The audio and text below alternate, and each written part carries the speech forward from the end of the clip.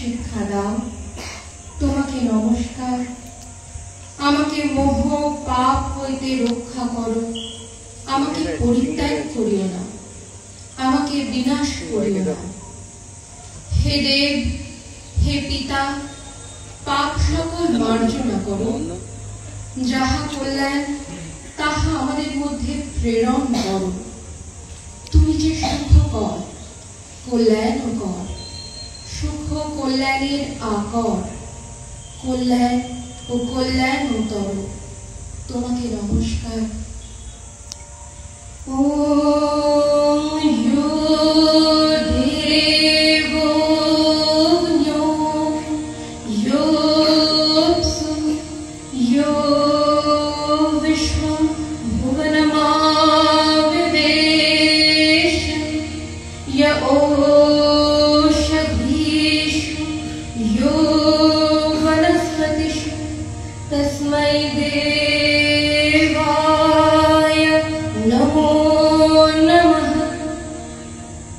যে দেবতা অগ্নিতে, যিনি জলেতে, যিনি বিশ্ব সংসারে প্রবিষ্ট হইয়াছেন, যিনি ঔষধিতে, যিনি বনস্পতিতে, সেই দেবতাকে বারবার নমস্কার করি। সত্যং জ্ঞানমনন্তং ব্রহ্ম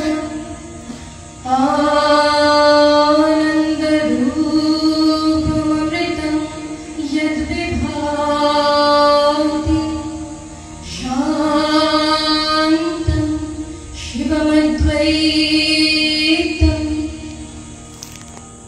তিনি সত্য স্বরূপ, জ্ঞান স্বরূপ, অনন্ত স্বরূপ, পরব্রহ্ম। তিনি আনন্দ রূপে, অমৃত রূপে প্রকাশ পাইতেছেন। তিনি শান্ত, মঙ্গল, অদ্বিতীয়। ওম নমস্তে সতে তে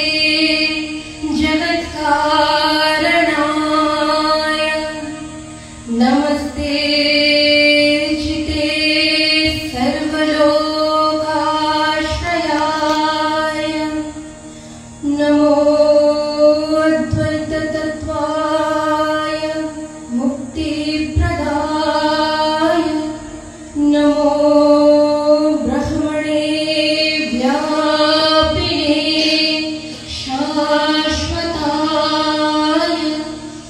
ত্বমেকং শরণ্যং, ত্বমেকং বরেণ্যং, ত্বমেকং জগৎপালকং স্বপ্রকাশং, ত্বমেকং জগৎকর্ত্রী পাত্রী প্রহর্ত্রী, ত্বমেকং পরম নিশ্চলং নির্বিকল্পং। তুমি সৎ স্বরূপ ও জগতের কারণ এবং জ্ঞান স্বরূপ ও সকলের আশ্রয়, তোমাকে নমস্কার। তুমি মুক্তিদাতা, অদ্বিতীয়, নিত্য ও সর্বব্যাপী ব্রহ্ম, তোমাকে নমস্কার। তুমি সকলের আশ্রয়স্থল, তুমি কেবল বরণীয়, তুমি এক এই জগতের পালক ও সব প্রকাশ। তুমি জগতের সৃষ্টি স্থিতি প্রলয় কর্তা। তুমি সকলের শ্রেষ্ঠ, নিশ্চল ও দ্বিধাশূন্য।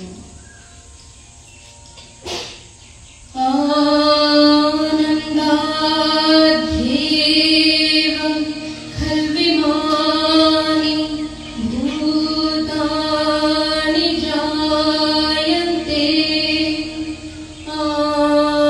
আনন্দেন জাতানি জীবন্তি, আনন্দ প্রয়ন্ত্যভিসংবিশন্তি। অনন্ত স্বরূপ পরব্রহ্ম হইতে এই ভূত সকল উৎপন্ন হয়। উৎপন্ন হইয়া আনন্ত স্বরূপ ব্রহ্ম কর্তৃক জীবিত রহে এবং প্রলয়কালে আনন্দ স্বরূপ ব্রহ্মের প্রতি গমন করে ও তাহাতে প্রবেশ করে। রসো বৈ সহ রসং হ্যেবায়ং লব্ধ্বানন্দে ভবতি। সেই পরমাত্মা রসস্বরূপ তৃপ্তি হেতু সেই রসস্বরূপ পরব্রহ্মকে লাভ করিয়া জীব আনন্দিত হন। বেদাহমেতং পুরুষং মহান্তমাদিত্যবর্ণং তমসঃ পরস্তাৎ তমেব বিদিত্বাতি মৃত্যুমেতি নান্যঃ পন্থা বিদ্যতে অয়নায়। আমি সেই তিমিরাতীত জ্যোতির্ময় মহান পুরুষকে জানিয়াছি। সাধক কেবল তাহাকেই জানিয়া মৃত্যুকে অতিক্রম করেন। তদ্ভিন্ন মুক্তিপ্রাপ্তির আর অন্য পথ নাই।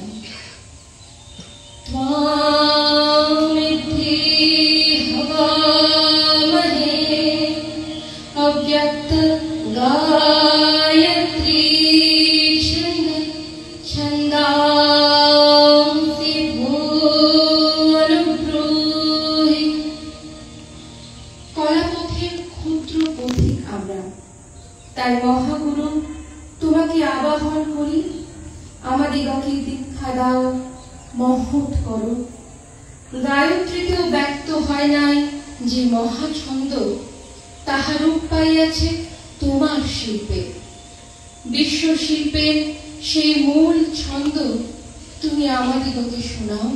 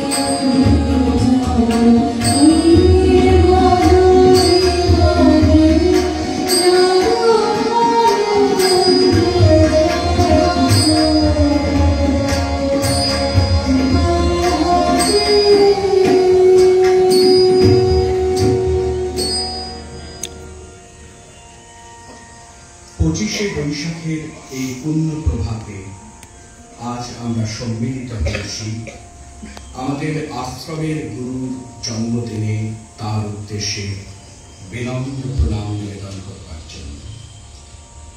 তার চাদুস্পর্শ এই শান্তিনিকেতন আশ্রমের প্রতিটি অণুতে পরমাণুতে আজও সঞ্চারিত হয়ে আছে মনে করলে আমরা শ্রদ্ধার সঙ্গে একরকম শিহরণ বোধ করি। আশ্রমের পরিসীমার মধ্যে অবশ্য আজ আর কবির জন্মোৎসব উদযাপন সীমাবদ্ধ নয়।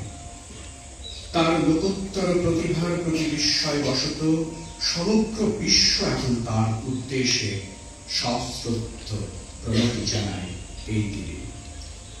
বাংলার নিজস্ব ক্যালেন্ডারের তারিখগুলো ক্রমশ নিরুদ্দেশ্যে গেলেও এখনো তার কুঞ্চিকায় নিবিড় আশ্বাসের মতো রয়ে গেছে বৈশাখের দুটি দিন, ১ আর ২৫। শান্তিনিকেতনের ইতিহাসে এই দুটি দিনের সঙ্গেই জড়িয়ে আছে কবির জন্মোৎসবের প্রসঙ্গ অনুষঙ্গ। বীরভূমের এই রুখুসুখু জলাভাব ক্লিষ্ট প্রান্তরে দীর্ঘকাল ১ বৈশাখেও হয়েছে কবির জন্মোৎসব উদযাপন।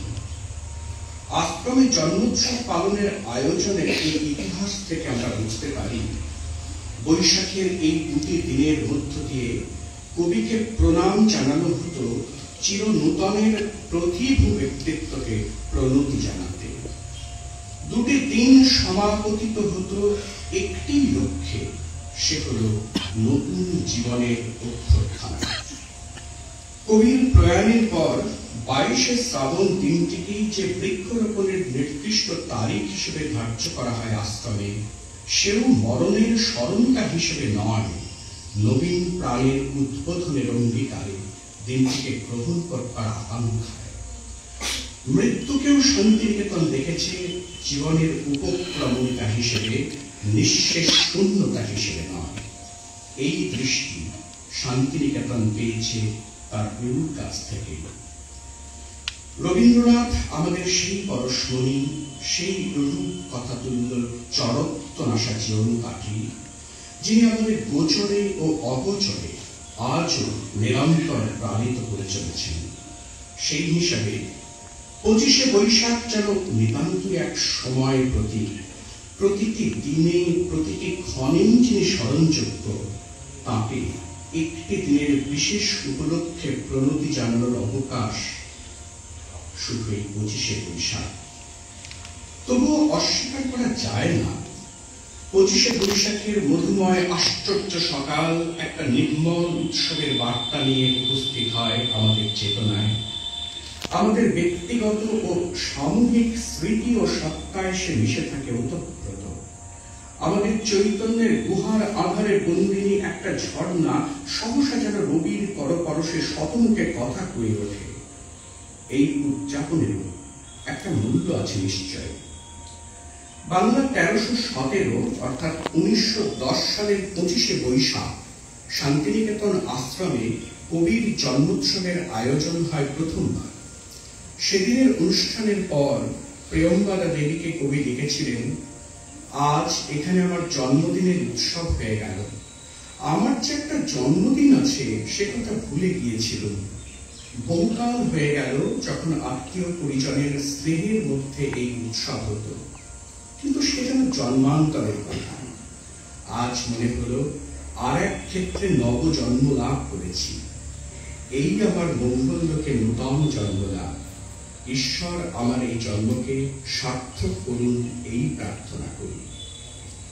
এই চিঠির মধ্যে আত্মীয় পরিজনের স্নেহের মধ্যে যে জন্মদিন পালনের উল্লেখ আছে তার সূচনা করেছিলেন কবির ভাগ্নী সরলা দেবী চৌধুরানী। তিনি তার জীবনের ঝরাপাকা বইতে লিখেছেন, আজ যে দেশব্যাপী রবীন্দ্র জন্মদিন অনুষ্ঠান সেটি ধরালাম আমি আমার ভক্তি প্রাবল্যে। এরপর কবির সেই প্রথম জন্মদিন পালনের একটি অনবদ্য সূচিশুভ্র বর্ণনা দিয়েছেন সরলা দেবী।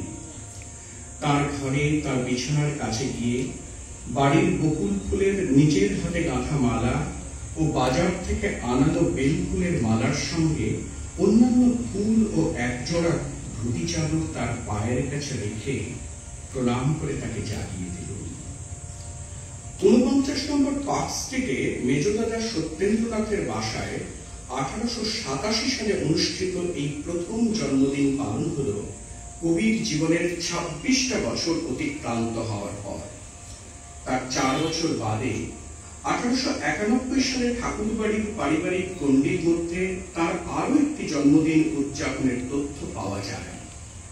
প্রাতিষ্ঠানিক পরিসরে তার প্রথম জন্মদিন পালন যদি হয় 1910 সালে 50তম জন্মদিনে শান্তিনিকেতন বিদ্যালয়ে, তাহলে জনপরিসরে সেই উদ্যোগ প্রথম নেওয়া হয় 1911 সালে বঙ্গীয় সাহিত্য পরিষদে কবির জন্মের 50 বর্ষ পূর্তি উপলক্ষে। পারিবারিক পরিসর থেকে জনপরিসরে প্রখ্যাত মানুষের স্মরণোৎসব কেন অনিবার্য হয়ে উঠবে, বঙ্কিমচন্দ্রের প্রয়াণের পর শোক সভা নামের নিবন্ধে তা নিজেই ব্যাখ্যা করেছিলেন কবি। আশ্রম ছেড়ে সেবারবশ সাহিত্য পরিষদের অর্থ গ্রহণ করতে তিনি যাননি 25শে বৈশাখ।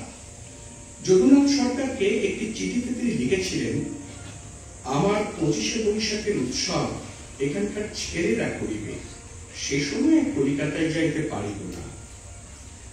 21শে বৈশাখ রামেন্দ্র সুন্দরকে লেখা চিঠিতে কলকাতায় না যাবার কারণ হিসেবে আরো ইঙ্গিতপূর্ণ মন্তব্য করে কবি বললেন, এখানে ইহারা আমাকে যে মালা দিয়া সাজাইবেন তাহা ফুলের মালা, তাহা বলিতে পারিব।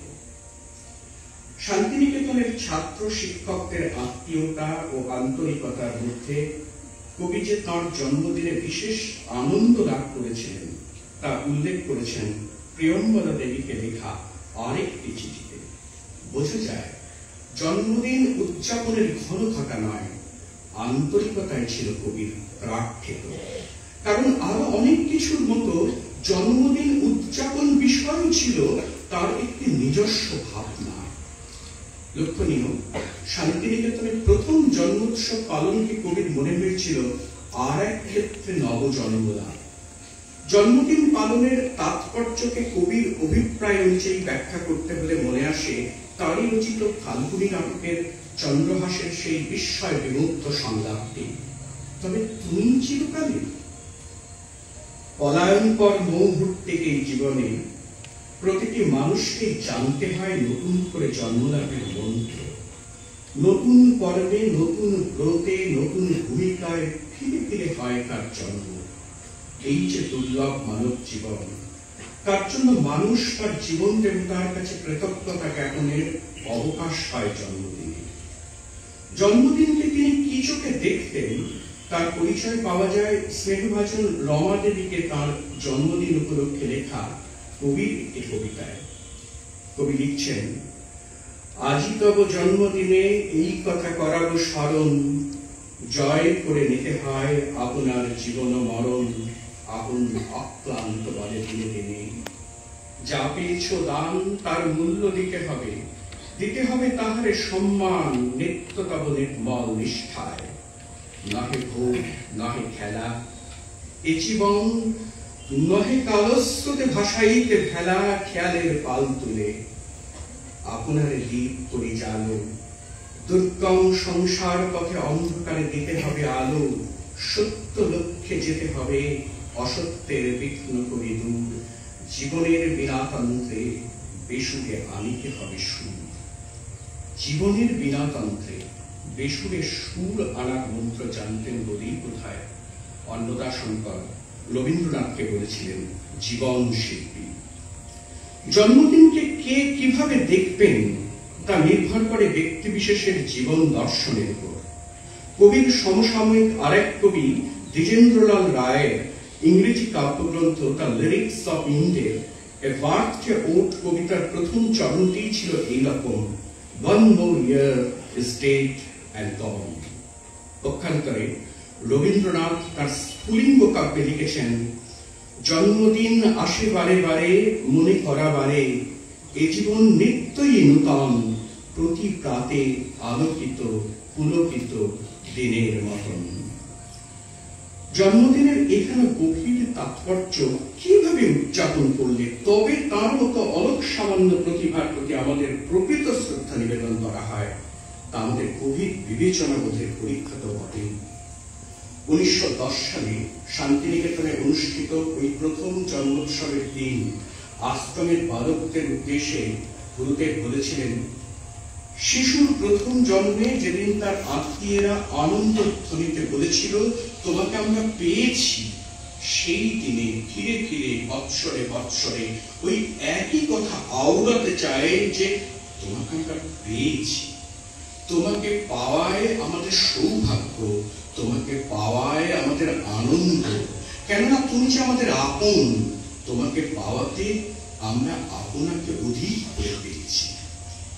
প্রশ্ন হল, কবির জন্মের এত বছর পর তার মতো প্রতিভার জন্মদিন পালনের সময় জাতি হিসেবে আমরা কি জন্মদিন উদযাপন বিষয়ে মনীষীর সেই প্রবাদ দর্শনকে আত্মস্থ করতে পারছি?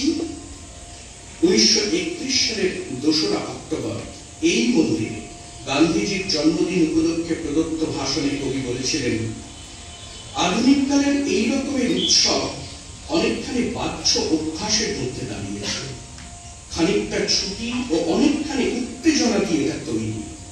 এইরকম চাঞ্চল্যে এই সকল উপলক্ষের গভীর তাৎপর্য অন্তরের পক্ষে গ্রহণ করবার সুযোগ বিক্ষিপ্ত হয়ে যায়।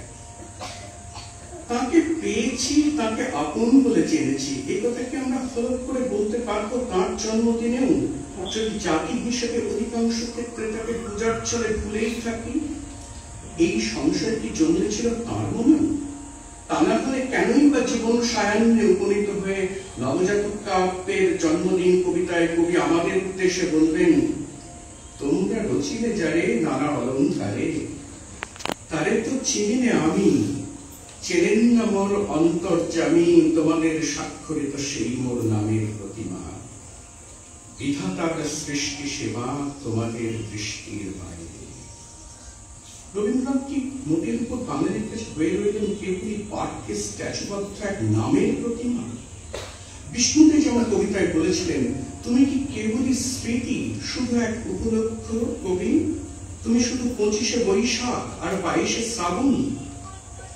কবি, সাহিত্যিক, শিল্পী, গীতকার, সুরকার, কর্মী ইত্যাদি যে খণ্ড খণ্ড পরিচয় লিপিতে গাঁথা হলো তাঁর স্তব গাথা, সেখানে চিন্তা চেতনার রবীন্দ্রনাথের একটি সামগ্রিক প্রতীকী কেন জাতি হিসেবে মোদির উপর অধরা থেকে যাবে আজও? কেন আমরা বলতে পারি না, দৃষ্টির সম্মুখে মোর হিমাদ্রি রাজের সমগ্রতা, যত কিছু খণ্ড নিয়ে অখণ্ডে দেখেছি তেমন? প্রসঙ্গত মনে পড়ে যায় তারই রাজা নাটকের একটি সংলাপের অংশ। রাজা সুদর্শনাকে জিজ্ঞাসা করেন, আমার কোন রূপকে তোমার মনে আসে না? সুদর্শনা বলেন, একরকম করে আসে বই কি। অতঃপর সুদর্শনা অনবদ্য একটি কাব্যিক বর্ণনায় রাজার সেই মানুষ রূপ বর্ণনা করেন। সব শুনে রাজা তাকে বলেন, এত বিচিত্র রূপ দেখছ, তবে কেন সব বাদ দিয়ে কেবল একটি বিশেষ মূর্তি দেখতে চাচ্ছ? সেটা যদি তোমার মনের মতো না হয় তবে তো সমস্ত গেল। সুদর্শনের বিশ্বাস, নিশ্চয়ই হবে মনের মতো। রাজা বলেন, মন যদি তার মতো হয় তবেই তো সে মনের মতো হবে, আগে তাই হোক। আমরাও বোধহয় সামাজিক, সাংস্কৃতিক, রাজনৈতিক, বিদ্যায়তনিক, বৌদ্ধিক ইত্যাদি নানা পরিসরে উদ্ধৃতি চয়নের কুশলতায় খুঁজে চলেছি আমাদের মনের মাপের এক রবীন্দ্রনাথকে, কিন্তু তার মনের মতো হওয়ার সাধনা বোধহয় আমাদের অনেকেরই অনায়ত্ত। আজকের দিন তাই আমাদের একটি আত্মসমীক্ষার দিন। সত্যি কি তিনি আমাদের কাছে থেকেও দূরে?